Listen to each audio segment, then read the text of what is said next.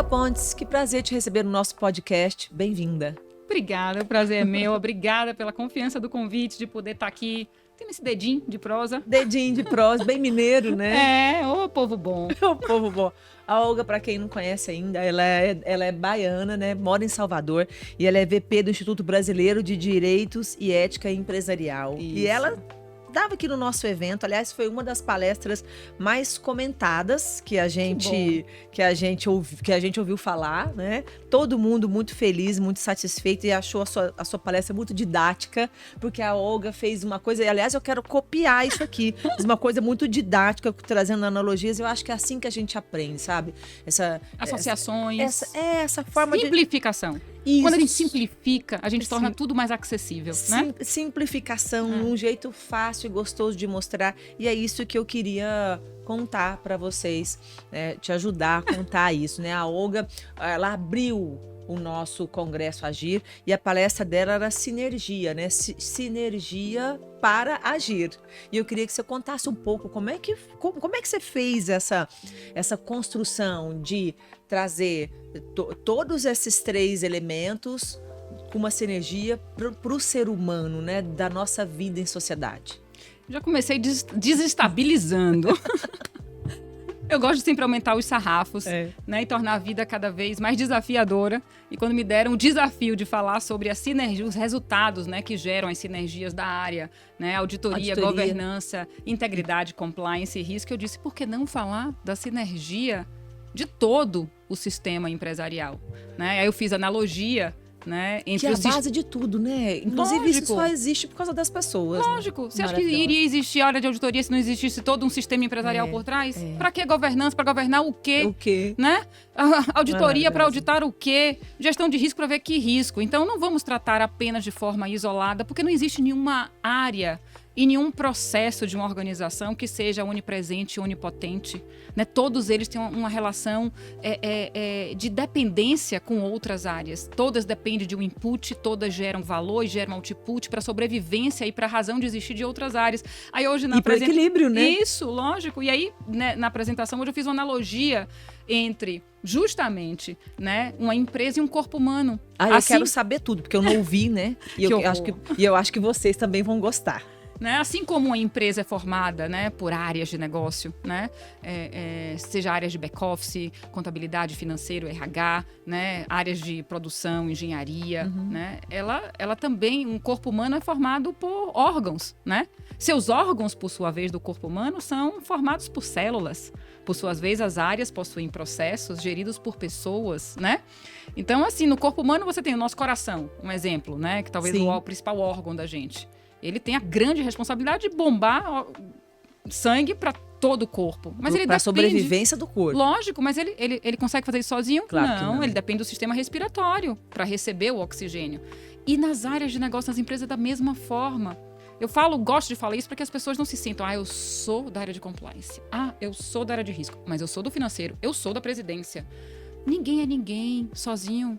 Todos nós somos um time e uma empresa tem que ser vista como um sistema vivo. Um organismo. Um organismo vivo que depende um dos outros. E aí, obviamente, dentro desses organismos vivos, assim como você tem as células, algumas são, né, de defesa, né, como os glóbulos brancos, aí você tem outras que são de comunicação, como os neurônios. No ambiente corporativo, você tem também as células, né? As células humanas, que são as pessoas que fazem acontecer. Você tem aquele feliz que chega motivado, o dia tá horrível, que dia maravilhoso. Ele motiva, ele acelera, né? Faz as coisas acontecer com bastante energia. Tem aquele que chega reclamando de tudo. Chega aquele depressivo, igualzinho. Aquele chato, aquele antipático, né? E da mesma forma que tem células cancerosas, né? No ambiente de trabalho tem aquele indivíduo tóxico, né? Que tá ali para atrapalhar seu dia. Atrapalhar o dia dos negócios, né? Atrapalhar o seu dia, consequência da pessoa não querer ter uma conduta ética, íntegra, transparente, respeitosa, harmoniosa dentro do ambiente de trabalho. Aí eu faço essa analogia, é uma forma de brincar com o público, de chamar a atenção, obviamente, mas de coisa séria, né? Sim. Para que a gente não encare, né, as áreas, né, de auditoria, riscos e compliance como áreas que já são muitas vezes estigmatizadas como áreas chatas, áreas que chegam para colocar ordens, como áreas policialescas, áreas incendiárias, áreas terroristas. Não é assim, né? Cada uma está cumprindo o seu papel. E um papel muito importante, um papel importantíssimo para essa sinergia acontecer. Para essa sinergia acontecer, né? E a sinergia acontecendo, a gente vê todo o sistema funcionando. Basta uma célula não funcionando da forma adequada, que todo o sistema é comprometido. E basta uma área de negócio, né, não estar funcionando da forma adequada, como consequência, né, da fragilidade de seus processos e principalmente consequência materialmente da fragilidade ética das pessoas que conduzem os processos, todo o sistema é comprometido, inclusive as células boas, né? E é por isso que vem essas regras, normas e regulatórios para dar um caminho para todo mundo seguir, chegar no mesmo objetivo. Isso. Hoje em dia a gente hoje deixou de ser, né, melhor prática você ter políticas, práticas, procedimentos, códigos. Já virou um requerimento legal, né? E é bacana ter, porque as leis chegam para fazer com que nós, seres humanos, possamos, né, criar a disciplina de fazer o certo, ou seja, eu traço o caminho, diga, olha, o caminho do que é certo é por aqui, siga isso aqui, que você vai chegar no caminho do que é certo. Para que a gente possa, à medida que a gente tem a disciplina de fazer o que é certo por imposição, por obrigação, né, por legislação, que aquilo crie-se um hábito. A disciplina feita com constância, ela gera um hábito. A excelência vem da disciplina, né, que gera os hábitos, não, né? Me dá um exemplo, você me deu um exemplo quando a gente estava conversando, que eu quero que você conte pro pessoal de Qual casa, foi? que é das leis que chegam para regulamentar, e você deu o exemplo do cinto de segurança. Sim. Não, é para ilustrar. Às vezes quando você fala, e eu adoro fazer análises e metáforas, utilizar isso justamente para facilitar que a mensagem possa chegar, né, em todos os públicos com diferentes níveis de conhecimento, né?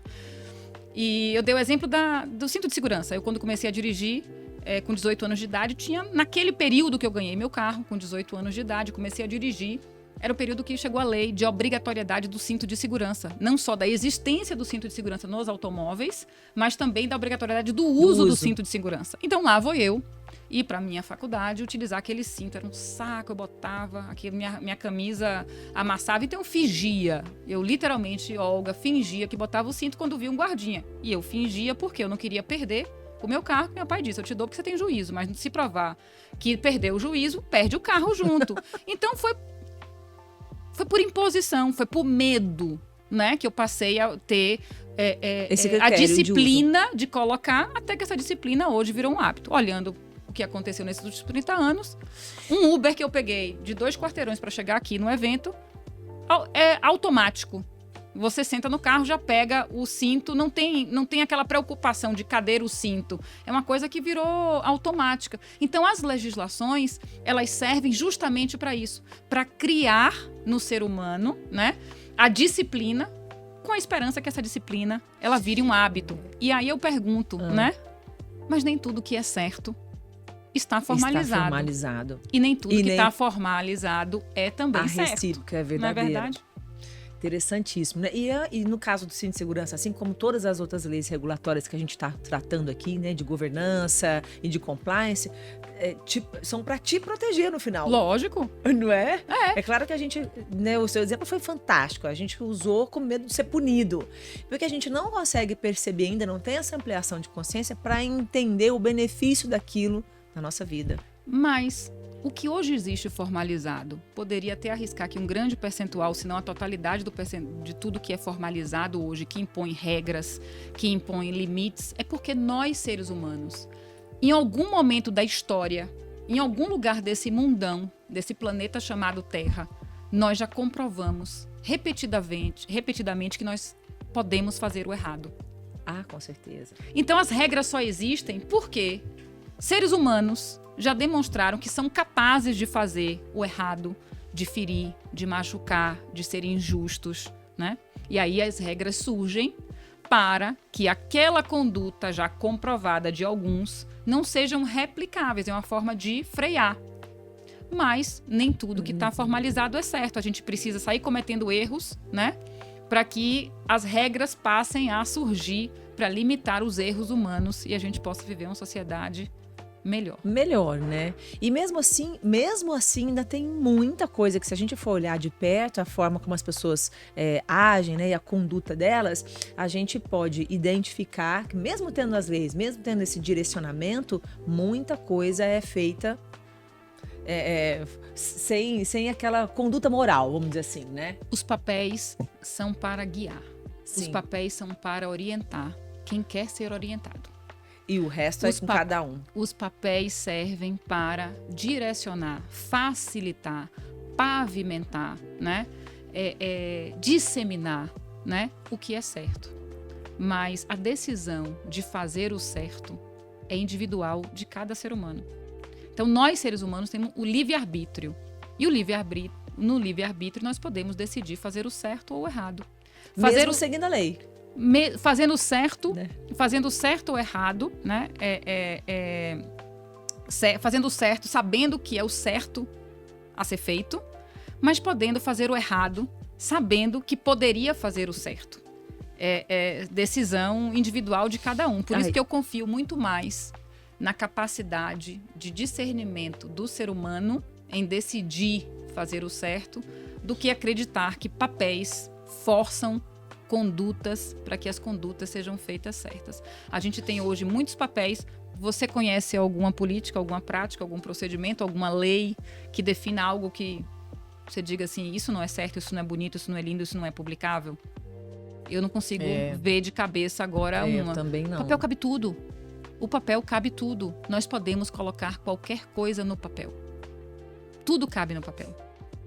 Agora, existe um abismo entre o que é formalizado e o que é praticado. Praticado, né? Nossa Constituição é linda.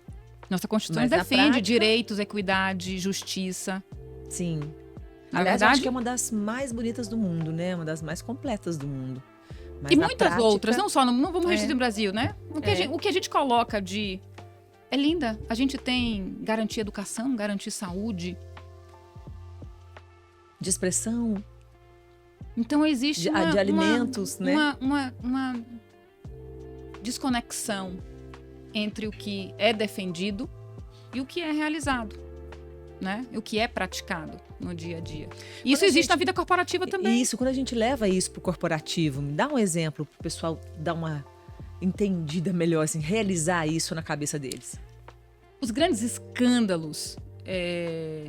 A maioria dos grandes escândalos mundiais, seja de fraude contábil, seja de corrupção, seja acidentes ambientais, aconteceram em empresas que tinham, de forma muito clara, de forma muito documentada, propagandeada e comunicada, compromissos que contradizem o que gerou o escândalo. Sempre empresas éticas, íntegras, transparentes, defensora do meio ambiente... E os escândalos estouram. Isso é uma discrepância. Ferindo a reputação, isso né? É uma forma de... No papel cabe tudo. Mas na prática, eu tenho uma diferença grande, né? Desde que não fira o meu resultado a curto prazo, desde que não fira meu bônus, desde que não fira qualquer interesse particular ou interesse da empresa que possa ser, inclusive, antagônico aos compromissos divulgados. Né? Ou seja, a prática da incoerência, né? Isso. Então, lá na sua missão, nos seus valores, né? No que você se propõe, fazendo o seu propósito, tá de um jeito e a sua conduta na prática é totalmente oposta. Foi uma decisão, tipo, dessa forma, Os grandes escândalos aconteceram no mundo, aconteceram por essa discrepância, né? Entre o que se diz ser e o que efetivamente é. E aí a gente pode dizer que nessa hora, né, dessa decisão, né, de valor, né, do que você vai fazer, da prática, né, que é um comportamento que você exerceu, interferiram coisas como o que acontece nas nossas relações do dia a dia, mesmo lá nas corporações? Ignorância, vaidade... Sim, né? Ego. O não fazer o certo, né? Medo. Passa por um processo decisório.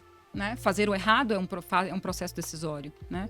E obviamente que fatores, né, da conjuntura, empresa, cultura, país, economia, muitas vezes fazem com que você use algumas racionalizações para justificar uma ação indevida.